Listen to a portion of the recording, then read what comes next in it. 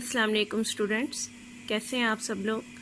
आपने साइकोलॉजी का कल फर्स्ट लेक्चर वीडियो में लिया था, उसमें हमने डिस्कस किया था कि हम रखशंदा शनास की बुक को पढ़ेंगे और ऑब्जेक्टिव के लिए भी और सब्जेक्टिव पार्ट के लिए भी। आज हम इसका दूसरा टॉपिक पढ़ेंगे और उस दूसरे टॉपिक का नाम है बलीदगी यानी ग्रोथ।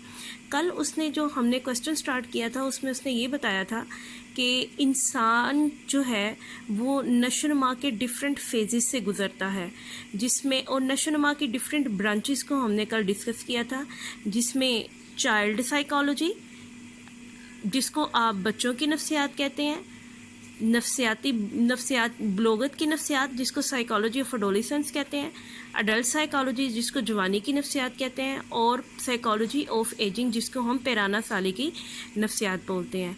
ये साइकोलॉजी की डिफरेंट ब्रांचेस हैं। ये ब्रांचेस तो बहुत ज़्यादा है, लेकिन जितना आपका कोर्स है, जितना आपका सिलेबस है, उसके अकॉर्डिंग अभी आपने इतनी ब्रांचेस ही पढ़नी है। इसकी डेफिनेशन, और अब हम बारी बारी इन तीनों चीज़ों की डेफिनेशन पढ़ेंगे। सबसे पहले हम पढ़ेंगे बलीदगी क्या है।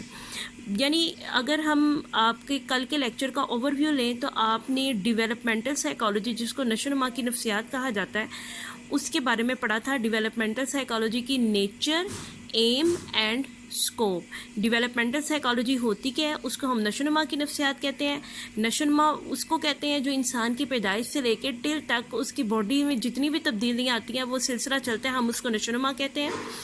नशोनुमा की 2-3 टर्म्स हैं जिसको हम अमूमी तौर पे ग्रोथ, मैच्योरिटी और डेवलपमेंट कहते हैं। पहली टर्म आज हम पढ़ेंगे जिसको हम कहते हैं ग्रोथ। ग्रोथ को उर्दू में कहते हैं बलीदगी, ठीक है, आप इसको ग्रोथ भी बोल सकते हैं। बेसिकली हम इसको बलीदगी को इस सेंस में लेते हैं कि आप इंसान जो होता है उसकी जो तबई उम्र होती है, तबई उम्र क्या होती है, तबई उम्र को कहते हैं उसकी फ़िज़िकल एज क्या होती है, ठीक है।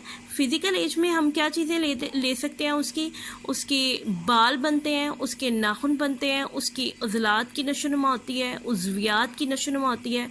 उज़लात किसको कहते हैं, उज़लात का मतलब होता है मसल्स। उज़वियात किसको कहते हैं, उज़वियात उसके होते हैं ऑर्गन्स, बॉडी ऑर्गन्स। निज़ाम अस्बी को कहते हैं सेंट्रल नर्वस सिस्टम। गदूद का मतलब होता है ग्लैंड्स, और हड्डियों वगैरह में जो फितरी तौर पे तब्दीलियाँ पैदा होती हैं उसको हम क्या कहते हैं, बलीदगी, ठीक है। बलीदगी के अमल में बच्चा जिस्मानी लिहाज से बड़ा होता है, यानी हमारी बॉडी की जो नशोनुमा होती है वो बढ़ती है। तो इसमें अंदरूनी निज़ाम में भी सारी तब्दीलियाँ आती हैं, जैसे सर का साइज़ बढ़ता है, कद निकल आता है, हड्डियाँ चौड़ी होती हैं, उज़लात यानी मसल्स बनते हैं, और उसके साथ साथ मजबूत भी होते हैं। आपकी बॉडी की जो चर्बी होती है, खून और कीमियाई रतूबतें, इसमें भी तब्दीलियाँ आती हैं। जब बच्चा छोटा होता है उसका मेटाबॉलिज्म और उसकी बॉडी की केमिकल चेंजिंग्स डिफरेंट होती हैं, उसकी ब्लड सर्कुलेशन लेवल में तब्दीलियाँ उसकी जब वो उम्र में बढ़ती है वो आती रहती हैं। ये सारा अमल जो होता है वो एक ही वक्त में नहीं होता, बल्कि इसके दरमियान इसमें आहिस्ता आहिस्ता बतदरीज जो होती हैं वो तब्दीलियाँ आती रहती हैं।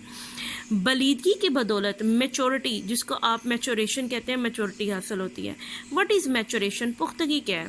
पुख्तगी का मतलब होता है आप अमूमी तौर पे इंसान की बॉडी, जैसे एक छोटा बच्चा है ना, वो साइकिल चलाना चाहता है लेकिन वो साइकिल नहीं चला पाता। वो साइकिल इसलिए नहीं चला पाता क्योंकि उसकी टांगे और मसल्स इतने मजबूत नहीं हो गए होते।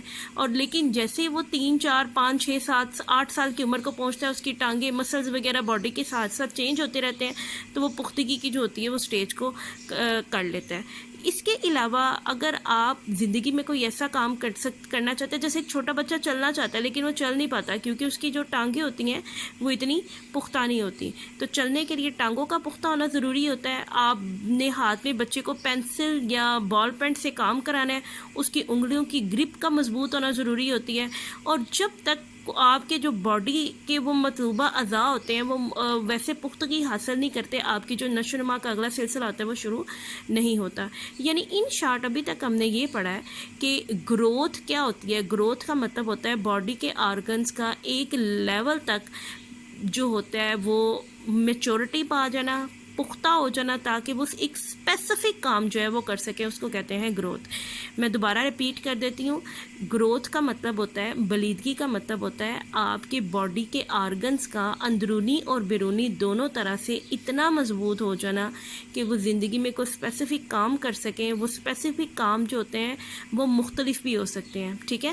جیسے سائیکل چلانے کے لیے آپ کے ٹانگوں کی گروتھ ضروری ہوتی ہے, پین کو یا بال پینٹ کو پکڑنے کے لیے آپ کی انگلیوں کی گروتھ یا گرپ کا مضبوط ہونا ضروری ہوتی ہے, اور زندگی میں کوئی بھی کام کرنے کے لیے آپ کے باڈی کے لیول کا ایک خاص حد تک مضبوطی جو ہوتی ہے اس کو ہم کہتے ہیں گروتھ.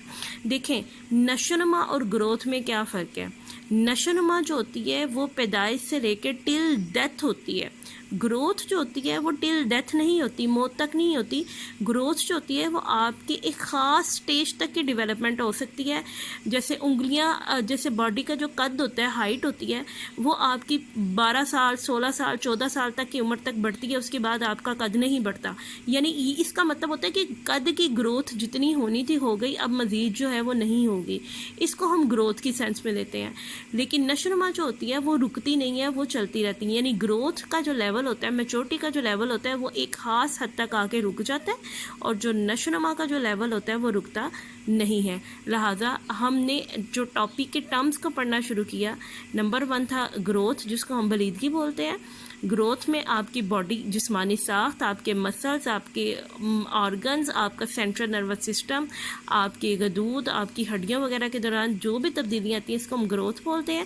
اور یہ آپ کی دونوں طرح کی ہوتی ہیں, اندرونی تبدیلیاں بھی ہو سکتی ہیں اور بیرونی تبدیلیاں بھی ہو سکتی ہیں. اور اندرونی تبدیلیاں میں آپ کے قد کی نشوونما بھی ہو سکتی ہے, آپ کے باڈی کے اندر جو کیمیکل رطوبتیں جتنی بھی باڈی کے اندر خارج ہوتی ہیں ان کی بھی, چربی کی بھی, اور آپ کی انگلیوں کی, ٹانگوں کی, بازو کی جتنی بھی نشوونما ہوتی ہے وہ آپ کی گروتھ کے اندر آ سکتی ہے. لیکن یہ ہوتی ایک خاص اسپیسیفک حد تک ہے, ٹھیک ہے. یہ آپ نے ابھی ایک ٹاپک پڑھا ہے جس کو کہتے ہیں گروتھ یعنی بلیدگی. بلیدگی میں, نشوونما میں اور پختگی میں فرق ہوتا ہے. اب ہم دوسرا ٹاپک پڑھتے ہیں.